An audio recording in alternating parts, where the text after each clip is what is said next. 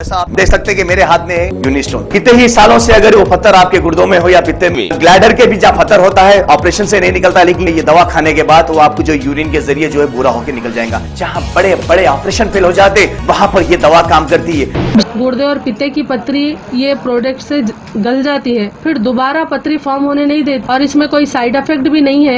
R&S यूनानी pharmacy, first floor opposite Canara bank, Bahadurpura, x road, Hyderabad.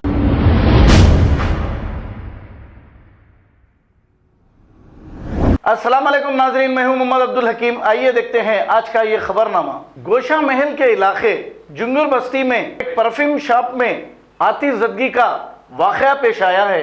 जैसे ही ये इत्तला मिली, टीआरएस के एक्स कॉर्पोरेटर मुकेश सिंह ने मौके पर पहुंचकर पुलिस और फायर ब्रिगेड को इसकी इत्तला दी और मौके पे फायर ब्रिगेड और पुलिस आने के बाद इस आग को काबू में पा लिया है।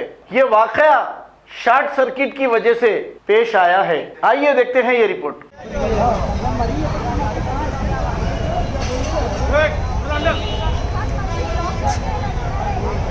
Tiger tiger